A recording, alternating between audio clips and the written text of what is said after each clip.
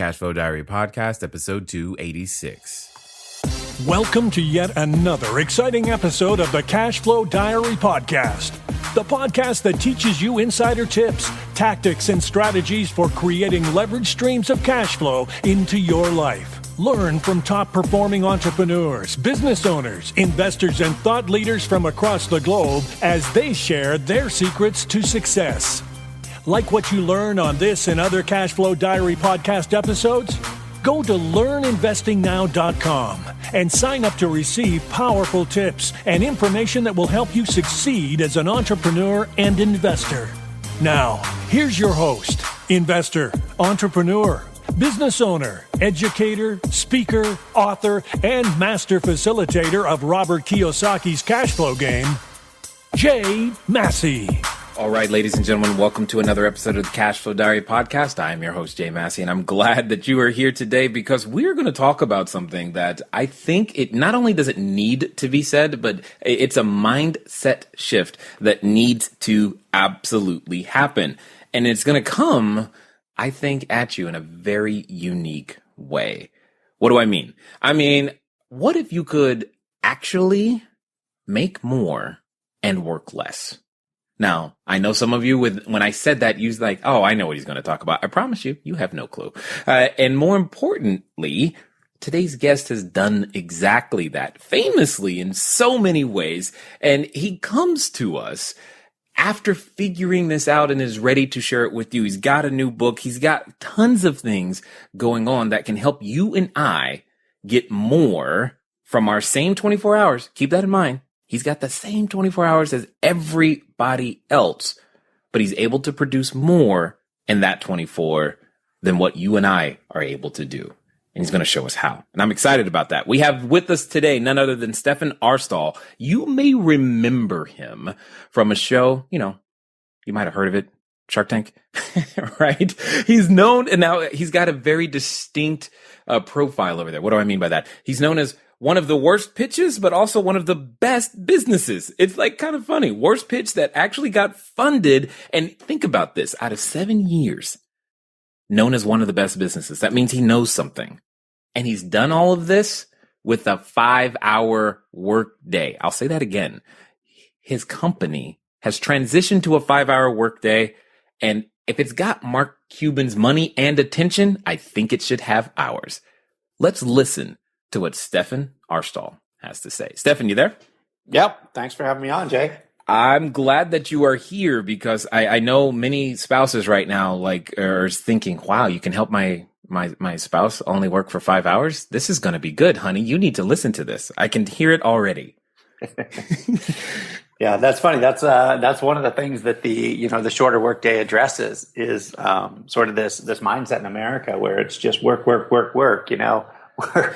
working more and longer hours, even though, productivity is going through the roof for knowledge workers. Right. But, people are thinking more money and, becoming a little more successful is going to make you happier. When in reality, we should take this opportunity of all this productivity to sort of reset and say, the important thing in life is to have free time to pursue, better relationships, better health.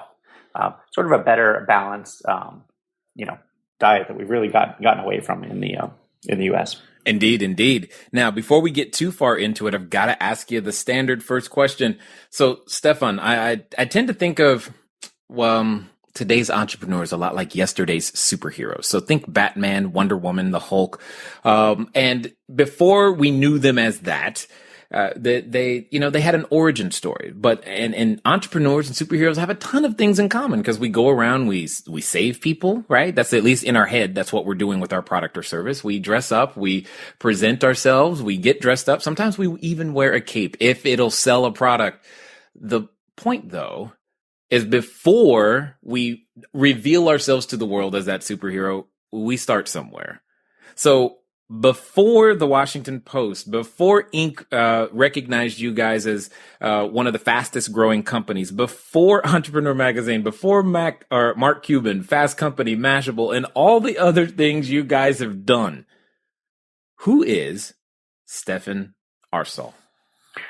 The funny thing there is that because of Shark Tank, I've got a little taste of fame and a little broader audience to speak to. But I think I'm pretty much the same entrepreneur I was before and after.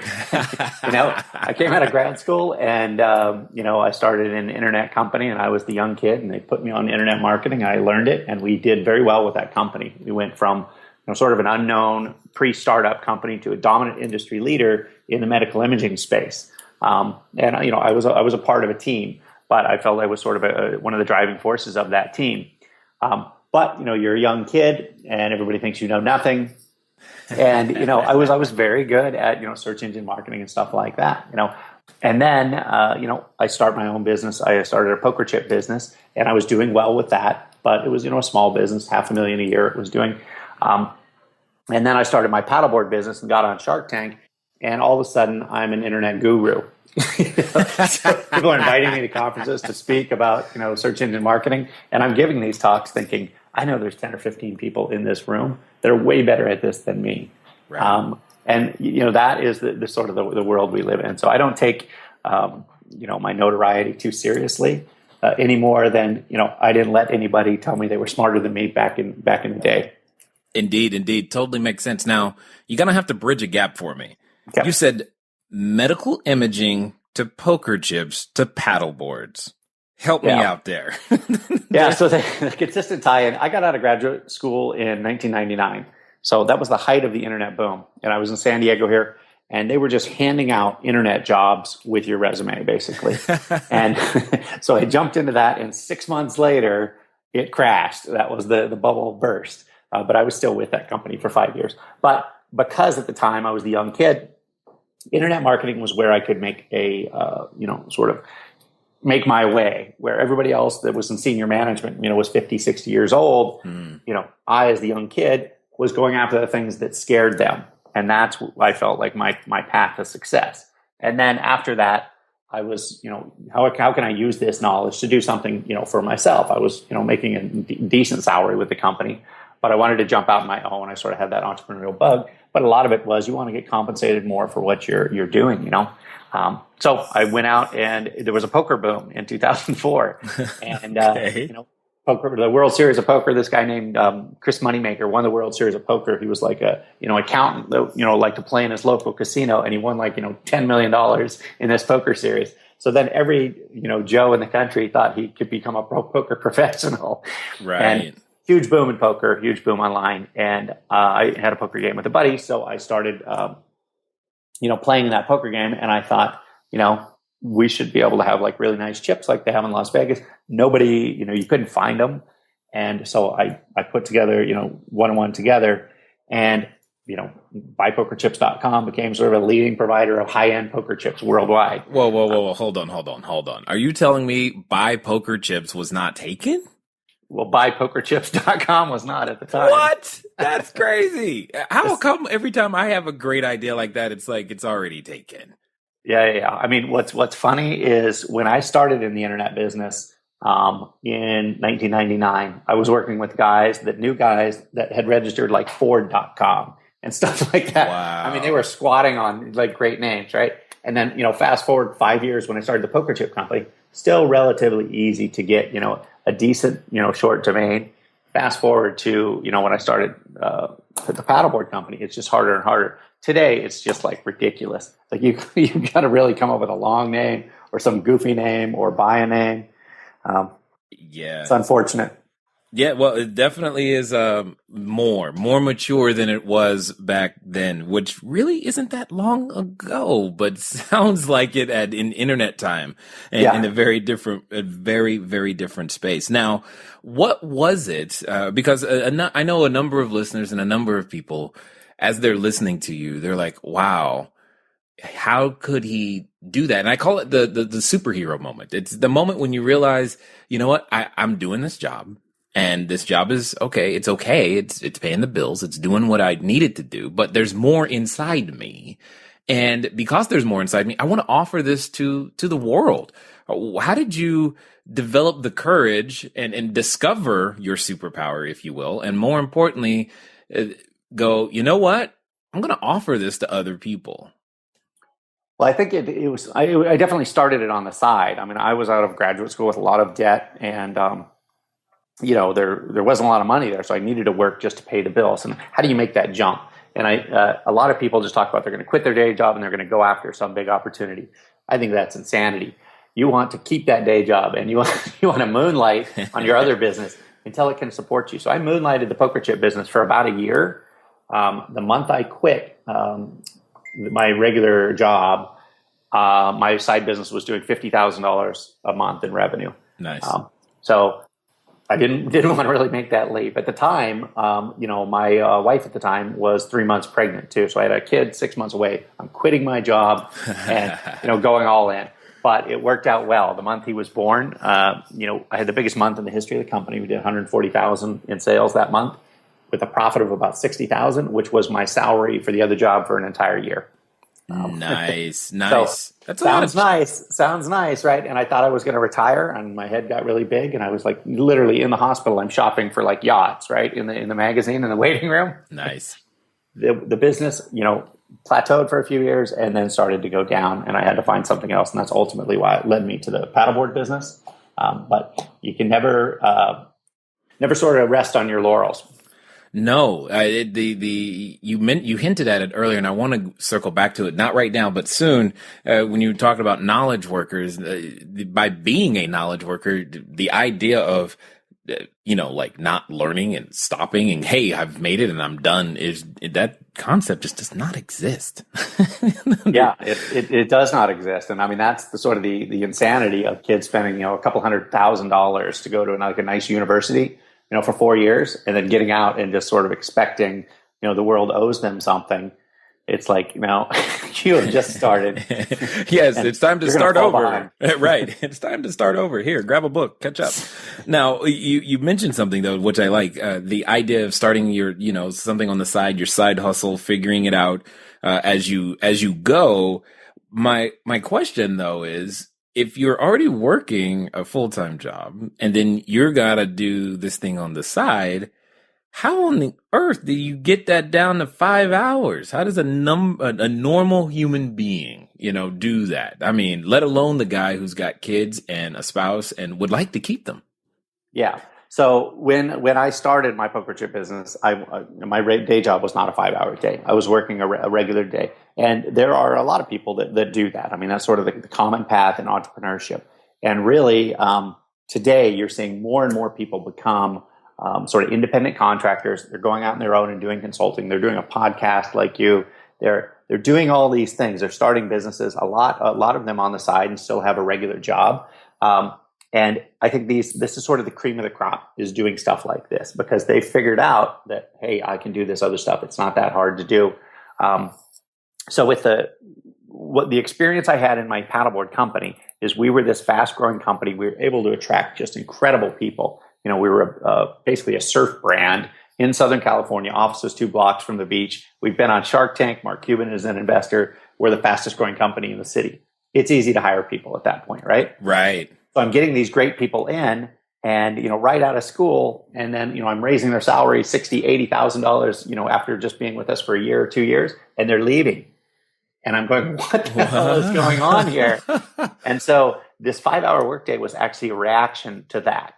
Like if you, this is a retention and a recruitment strategy. If you want to attract these best people in the world and, get them to work for you for, 3 or 4 or 5 years, which, 3 years is about the most anybody works anywhere anymore.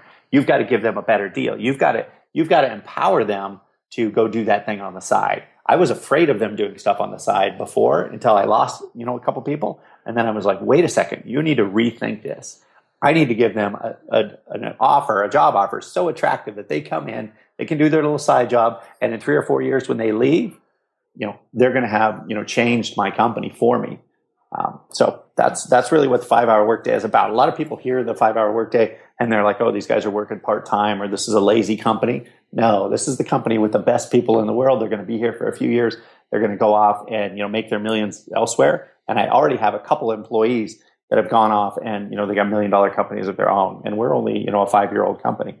Yeah. And I kind of like that philosophy because that's, I think about my own company, my CFO and operations officer, that they tell me all the time that one of the reasons that they're still, here is the flexible work schedule is we're not overly stringent in that area, and it gives them the opportunity to do their other things. And until you said it was as a retention and recruitment strategy, I hadn't really thought of it as retention and recruitment, but it is a benefit and it could be something that other people could use in lieu of, say, the traditional 401k or something, right?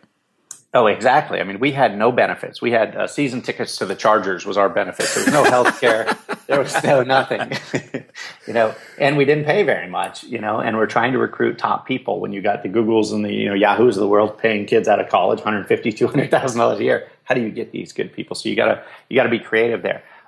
One sort of side note on that recruitment and retention strategy. So us, this concept of moving to a 5-hour workday because we've become more productive as a society, knowledge workers have, because of productivity tools.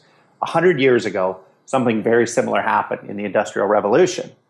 You had factory workers that were working, 10 to 16 hours a day, 6 days a week in the factories. And, they were mildly productive or whatever, but then the assembly line came along. And all of a sudden, the pace and the productivity of these workers shot up, and not an incremental increase. It was like 10x, the same thing that's happening today. And Henry Ford in 1914 basically did a similar experiment here. He moved to an 8-hour workday, 5 days a week. And the reason he did this is because people were literally dying on the factory floors of these factories. Wow. 0.5% of the population of the U.S. was being killed or injured on the job in the early 1900s because all of a sudden this was unsustainable, these long hours, when people were actually, being pushed along by this, highly productive assembly line. So he said, something's got to change, right? And so he changed the workday. And a lot of people, the other companies said, this is crazy, this is going to ruin the industry or whatever. But what he did is he stole all the good workers from those companies. And he grew his market share from, in the 20s to like 60% market share of the auto industry. It was, pretty incredible. Well, yeah, what you're bringing up is interesting, but it brings up a good question that I've got to ask. So if, and back then, if it was the assembly line that came along that made the workers more productive, and you've mentioned this a couple of times, knowledge workers and increased productivity, what is our assembly line of today? The assembly line is information. In like our business, we have to develop products that involves, communicating with the designers of the products up front, and then, getting samples of the products, and then, going overseas and doing the first production run, or even finding a factory overseas. All of this communication to just get things along. And, the communications are now, email, or even getting away from phone, email, text, Skype, stuff like that. And today's workers, even though we say we work a 40-hour work week, we actually work a 47.5-hour work week. Half of the country works more than 50 hours a week. And they go home on the weekend with their cell phone, and they're doing emails on their cell phone and, on the weekends and evenings. And the reason they're doing those emails is because they know if they can, send an email out at night at 8:00, get a response at 9, send them back at 9:30. They've basically done a day's work by the time, the next day starts. Oh my God, you just totally nailed me right there. Line. You just totally nailed me right there. Because that's exactly what we've got people working in many different time zones. And I'm hypersensitive to the fact that they're going to be awake while I'm asleep. I need to make sure that I send them stuff now. Because by the time I wake up, all of it will be done and we can be productive that much more. And then imagine if you take a 3-day weekend and you don't communicate with anybody. It's like this thing of this assembly line of communication stops. So the highly productive people are sort of always on. And that's what you'll find with entrepreneurs. They kind of work 7 days a week, but they kind of work 2 to 3 hours a day, as opposed to going in and banging out, four 12-hour days and then doing nothing. That doesn't work in the knowledge working world. No. Dude, I've got all kinds of goosebumps right now. You just described my life in a very real way. And I'm just like, my wife's always said, "What can you take today off?" I'm like, I can't take the entire day. I just need 2 hours. Let me do this and then I'll be done. And then we can go do whatever. And the problem there, Jay, is that everybody is still working these long 50-hour days and doing that other thing when they don't need to be. They can reduce their work day to we work 8 a.m. to 1 p.m., get off, and then you don't mind taking a few calls in the evening or whatever, because you know your weekday or your work week is better than most people's vacation weeks.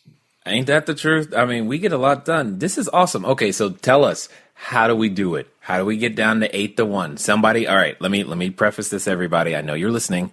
This means take notes. All right, mark this time. You're going to come back to this. You're going to hear this over and over again. This is where you're going to want to make sure you implement something. So share with us, please, sir. Free us from this 8-hour mentality. So with myself and all the entrepreneurs that I know, you just sort of naturally have to figure out stuff. There's a lot of pressure on you to produce, or you go out of business. And so you figure out which tools are going to make you work faster. And then when I started Tower Paddleboards, it wasn't a one-person business anymore. We have 11 employees. I had to sort of teach them how to do this. And so as part of the book, the website, 5hourworkday.com, we have a downloadable list of 38 productivity tools that we use, which are sort of tools of the trade of knowledge workers. There's tools on there that are literally worth $1 million. And that people don't even believe exist when I tell them they exist. And a good example is a sourcing tool called panjiva.com, panjiva.com.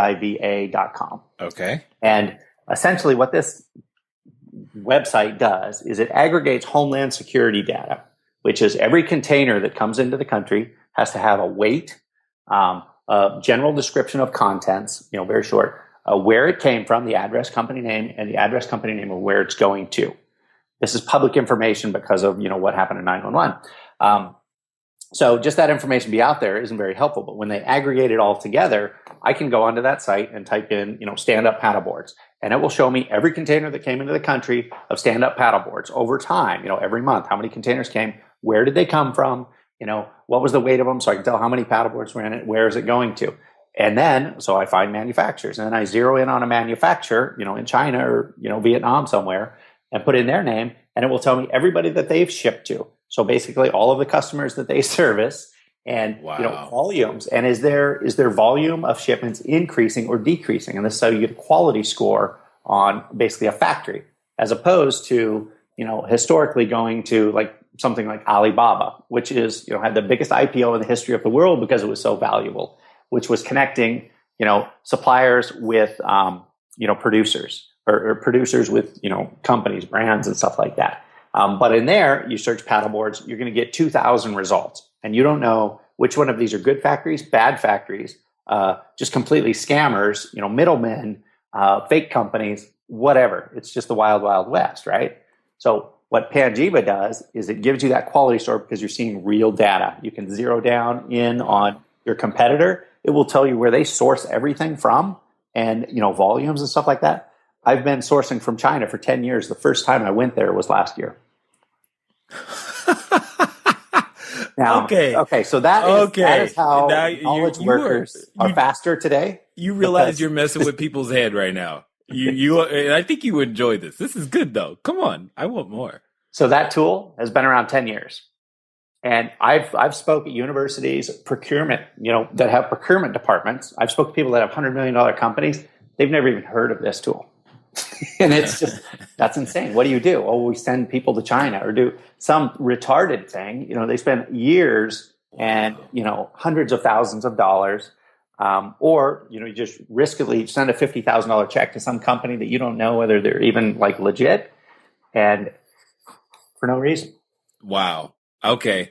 So clearly if that one tool alone is I hope worth listening today, guys. But more importantly, you're telling me there's 38 more just like that. That's impressive because you just cut out. Do you even speak any of the Asian languages?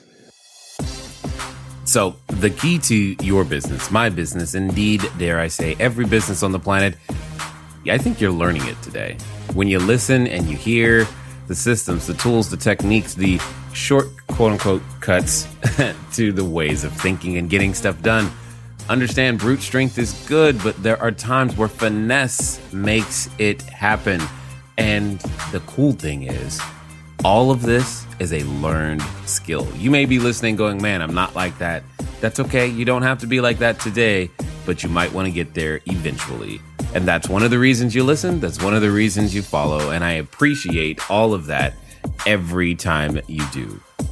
Now, if for some reason you'd like to pick up some systems and ideas on how to do this inside the real estate world, feel free to go grab a copy of my book, Cashflow Diary, 10 Steps to Creating Wealth in Any Economy. You get a free PDF copy by going over to cashflowdiary.com/free book. Again, that's cashflowdiary.com/free book. Put in your name and email address and we will happily email it to you. But one special thing to be aware of is if you are the audiobook persuasion, feel free to do the exact same thing, because right behind that, we'll give you a special discount on the audiobook as well. Nonetheless, it's enough of me. Let's get back and get some more systems. No. Okay. I'm just curious. I'm like, hey, why bother learning? He's like, I can do it right here. I've got a tool for that. Literally in an afternoon, you can do sourcing. It's not perfect information, but you can go in there. You can almost get market share data. Wow. And it's a great way. That's amazing. Okay, so using all of these tools from your iPad, basically, is what you're telling me, are the things that increase productivity, because you just beat the person, standing start. Everybody's at the same level. If you're both sourcing from China, one person gets on a plane, but by the time they get there, you've already negotiated a deal and contract and have started actually being able to ship product, is what you're telling me. Well, but the important thing is you have a good factory, because the problem with sourcing is you go through one factory, you go to a next factory, and this factory doesn't work out, and this whole long process. That's why companies are valuable, because they figured out all that stuff, and you don't have to start at ground zero, right? So, but now you can just condense that time down so much that it's really quite remarkable. Awesome. You got to give us at least one more, because that was incredible. Okay. Let's see what other good tools are there. It covers like all kinds of stuff. For even human resources, like we use a site called Recruiter Box. Traditionally, go ahead. Recruiter Box? Recruiterbox.com. Okay. And this is a fairly new tool, but essentially it creates like a centralized place on the web that will sort of accept all of the people like applying to your company. So you put a Craigslist ad out. Traditionally, you'd have to field all those. I would have to field all those because I'm the one doing the hiring. And you get 100 resumes in, and you got to put them in folders, and then track who you're going to call back and all this stuff. And if you want to share it with somebody, it's this huge hassle. Every time we hire somebody, I just cringe. I feel like I lose a month of my life historically. Okay, now we fast forward to Recruiter Box. We just put the Recruiter Box email into Craigslist. We can cross post to Monster or whatever, Indeed, and then it sort of, as people apply, it feeds them in here. It grabs all their social data. It sort of scours the web for that, so you can quickly just go in there and get a profile of somebody. I can assign this person and say, hey, this person is worthy of whatever. That notifies the other people on my team that are, and then you can sort of order process people, right?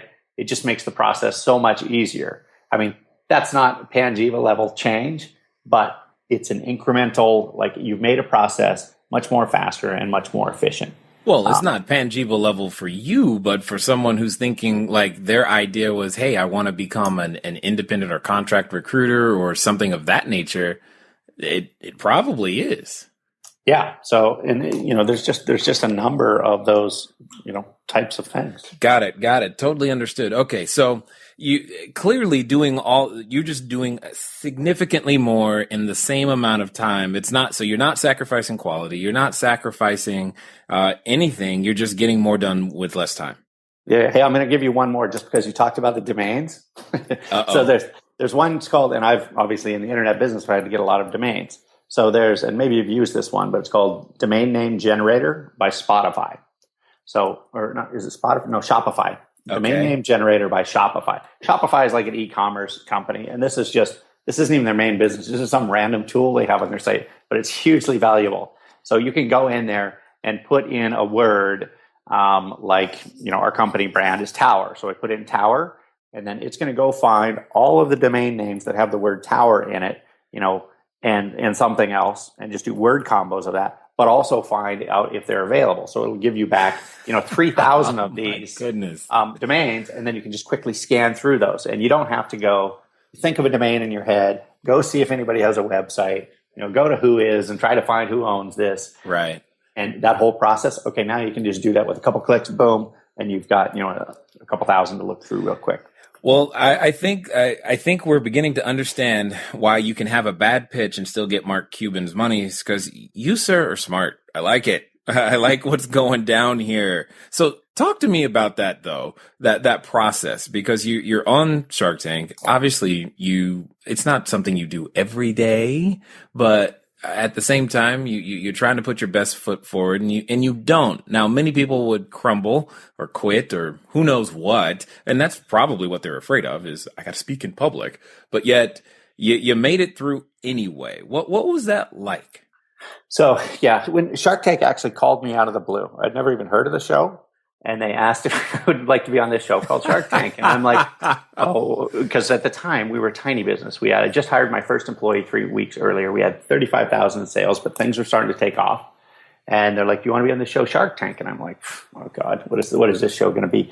And then the guy's like, "It's on Friday nights on ABC." And I'm like, "What? Are you kidding me?" So How did you get my number? Like to be on this show. Yeah, right. Totally. Yes. And then, so I hadn't prepared, right? 6 weeks later, I'm pitching to the Sharks, and I really didn't even know all of their names. And then 2 days before I pitch, I learned that Mark Cuban is going to be on, because he was a guest shark at the time. So I'm thinking, I know that guy. he's my target. So, but I'm okay with public speaking. I don't really have a problem there, but I have a horrible memory, and they want you to do this little memorized 2 to 3 minute pitch when you go out there. And so I, practice that in my hotel room maybe 1,000 times the night before, and then go in to pitch it. I get in maybe a minute into my talk, hit my slideshow. It goes through all my slides, skips through them, and I'm trying to back it up, and I just lose my train of thought, freeze. And this is a live show. It's kind of like a live sporting event, and then what you see online is just the highlights. But if you screw up, they don't be like, "Oh, let's take that over again." You just start sweating or crying. People run out of there screaming. Nice. And so I froze, and it literally took me 3 or 4 minutes to just start talking again. I was doing this robotic thing, trying to memorize my pitch. They're like tearing into me, making fun of me. Barbara called me a leprechaun and a nerd at one point. Nice. And then 3 of them were out really quick. And nobody seemed to like the paddleboards. They just didn't really get the paddleboard industry. And so I literally pivoted in there, said, "Look, quit making an ass of yourself here. You got to pull this together." And so I started pivoting about just internet marketing, how I could do this for, the paddleboards, the poker chips. I helped my brother a little bit. He grew a company from, a $250,000 company. That's called Wesper.com. It's a tree trimming equipment company, basically, arborist supplies. A 20-year-old company that was doing $250,000 in revenue. And over a period of 6 or 7 years, he turned that into an $8 to $10 million company. Nice. By injecting internet marketing, very similar stuff to what I'm doing, with the poker chip company and my paddleboard company.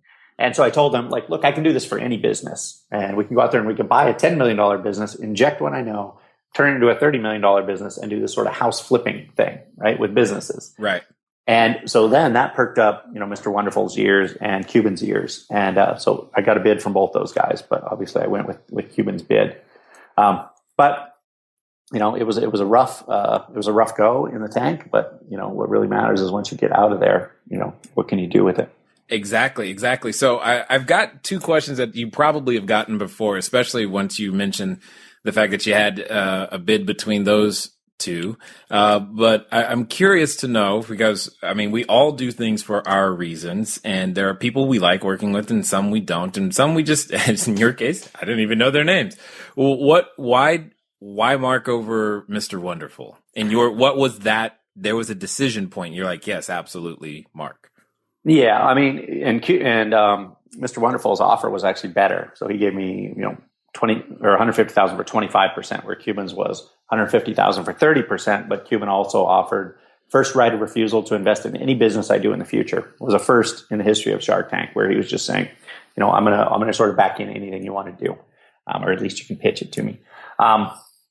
But I looked at Cuban's, and I wasn't really, out there desperately looking to raise money. I wasn't approaching Shark Tank because we needed money. Money is always helpful, of course. You should always take it if somebody offers it.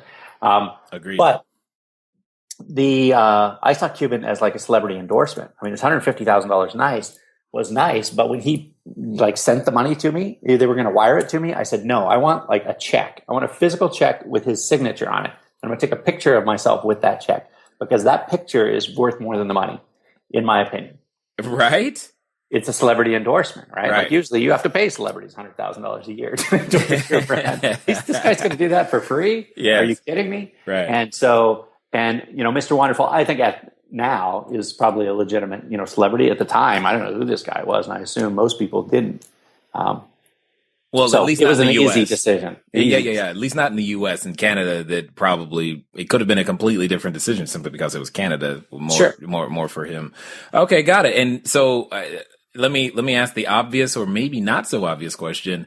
How did appearing on Shark Tank, like, what was that like after? Did it help? Yeah, and this is it sounds like an obvious question because everybody sort of assumes you go on Shark Tank, you're going to get, you become a millionaire. It's just instant.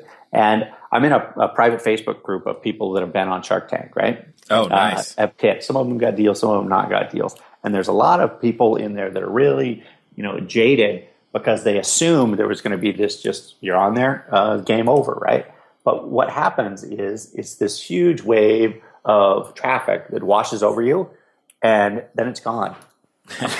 Unless you can figure out some way else to monetize that. And what we did, because I was always an internet, marketing guy, a search engine optimization guy, which is basically, you create, as an e-commerce site, I look at it as a library that sells stuff. So we create a lot of very helpful content for people. They're going to find that content. We gave them that content, and they're going to buy our products, right? And to popularize that content, you go out there and you get links to that content. So it's a link building thing. Great content, great product, build links into it. Very 1, 2, 3 step process. The ability to build links when you've been on Shark Tank is much easier. Press wants to talk about it. So I leveraged that one-time event to go out and get articles from every university I'd ever been to, all of the local newspapers, business journals from my hometown, from where I am now, all the industry journals. And so I got, some articles basically, and that changed the trajectory of our business. It wasn't being on Shark Tank. It was, how do you leverage out being on Shark Tank, to your benefit?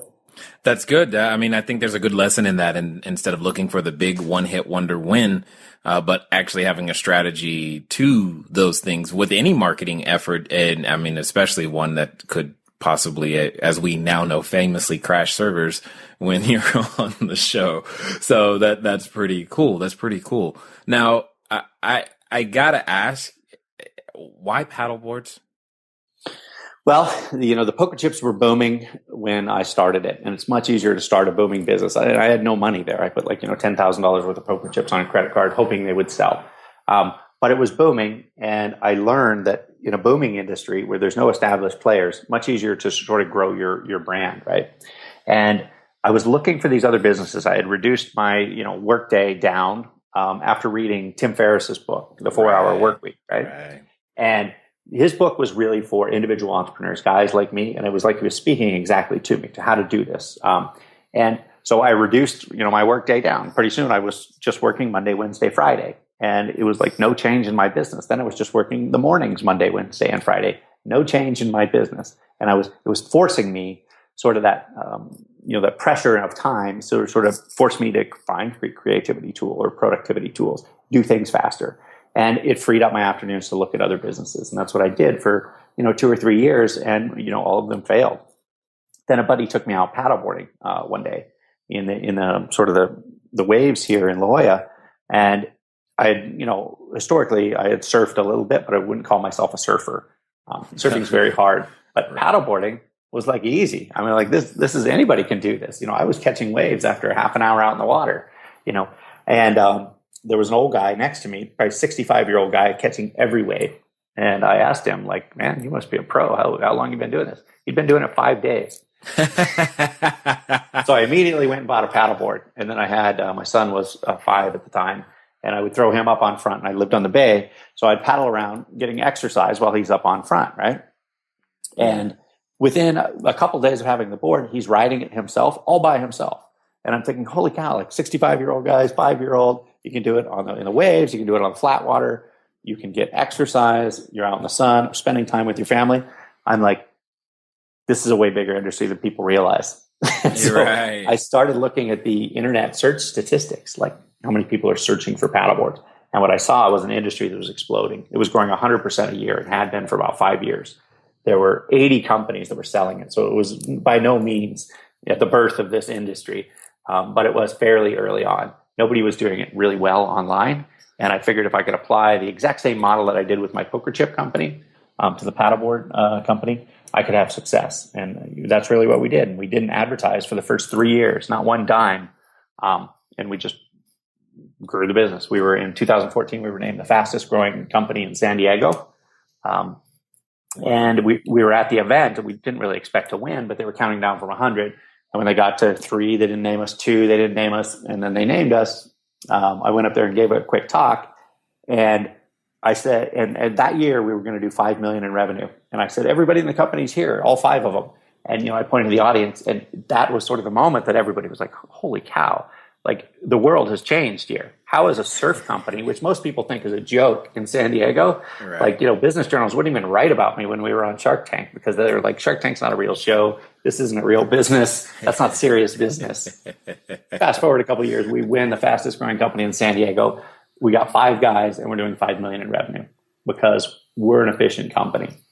Indeed, you have to be with it, and in that way. That's amazing to me. Now, what I find amazing is how you've built your resources, and I think there's a lesson for all of us to learn, is that just because there's something you tried or did that maybe didn't work out the way you wanted it to, that doesn't mean you didn't learn anything that you won't be able to use the next time you throw your dice on the table, or I should say chips on the table in this particular case. What would you say contributed from all of either the business failures that you had while the chips were, doing their thing, or even the past with the poker chips, and even within the medical devices? What were those key things that you got from there that you were able to apply to allow you guys to allow the paddleboard business to become what it is today? I mean, really, for me, and a lot of people, they look at me today, especially because Shark Tank called me and they say this guy's just lucky. Right. And this is an overnight success. Got a little lucky. But the stuff I used to build the paddleboard business was the stuff I learned in 2000. The exact same stuff, really old school search engine optimization stuff. I haven't learned anything since then. I'm using that same stuff. So, but just sort of learning and trying it here and picking up some other stuff. So really overnight success is sort of this accumulation of 15 or 20 years of sort of learning. And then you're ready with that information, and then an opportunity will present itself, and you're ready to jump on that opportunity. Because I think everybody has sort of opportunities present themselves in their life, but a lot of times they just don't even see them, and they're not ready to take them. So I think that's really what you want to do, especially when you're young, is just start accumulating this information, knowing that someday this is going to pay off.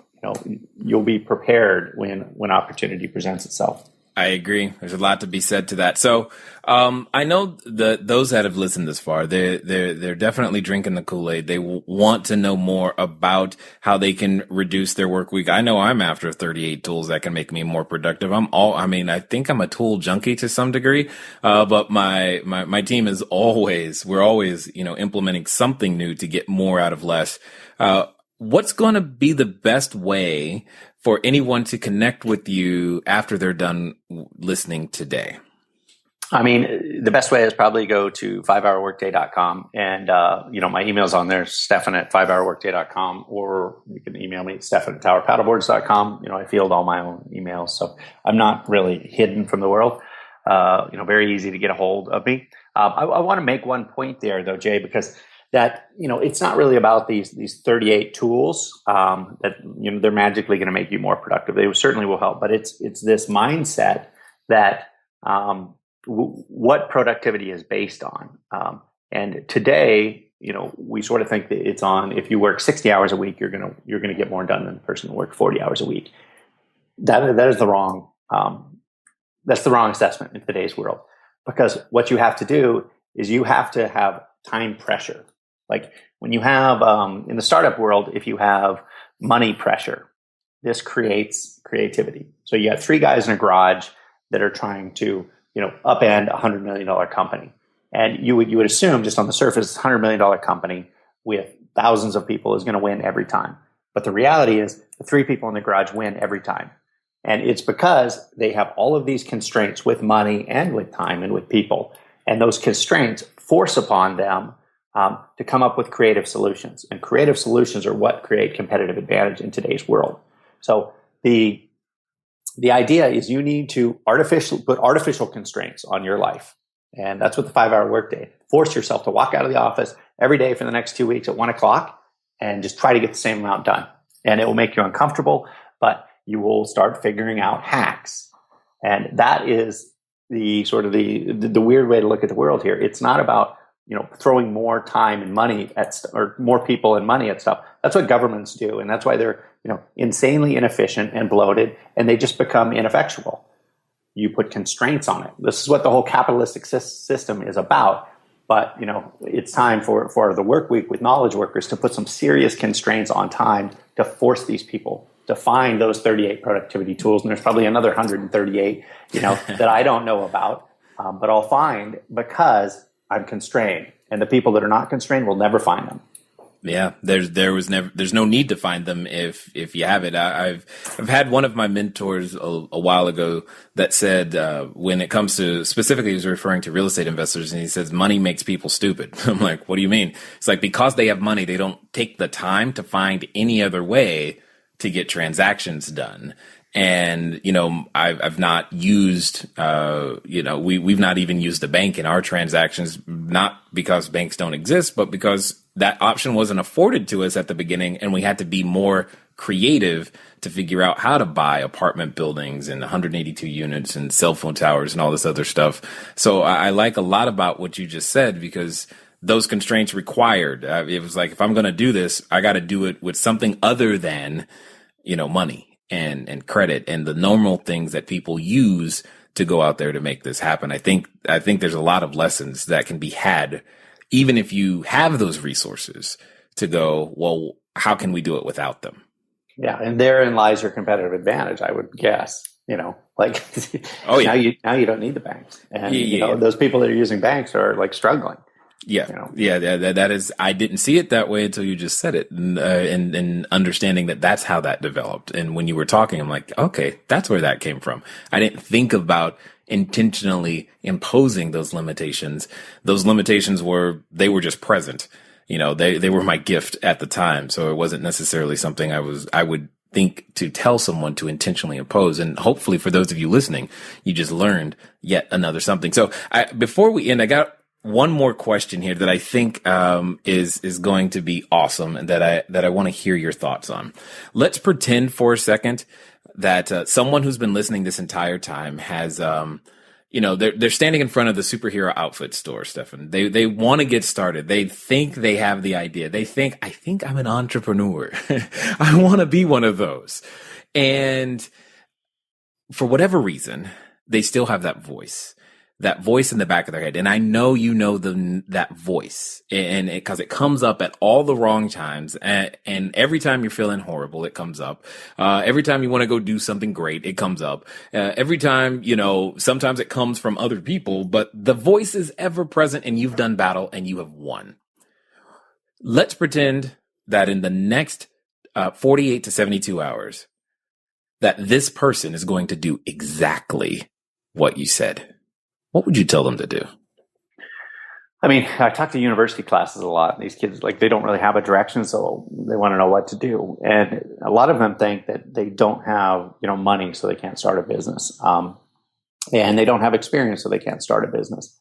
But their advantage is they have nothing to lose. And I think that is a huge advantage that people just don't look at. And because you have nothing to lose, you can go after things that other people are scared of. And so look out in the world and see, what are people scared of? What scares the hell out of people?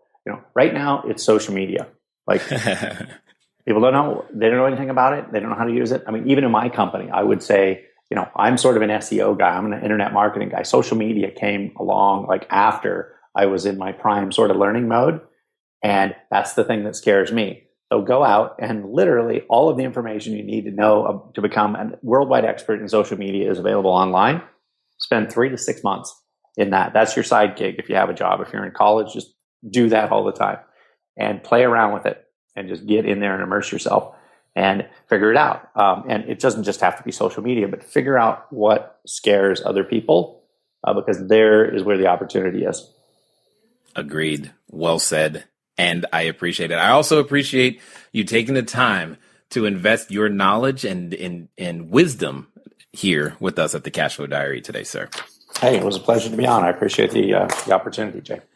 All right, ladies and gentlemen, you know what time it is. It's time for you to move at the speed of instruction. What does that mean? That means 5hourworkday.com. Hello, get over there and make it happen. Most importantly, though, don't just get the tools. You've heard me say this before. I'm going to say this one more time. These are expert tools that you now get the privilege of learning how to use expertly. You can go make it happen. It's just going to take one step at a time. It's been fun talking to you guys today. I look forward to talking to you soon. Until next time.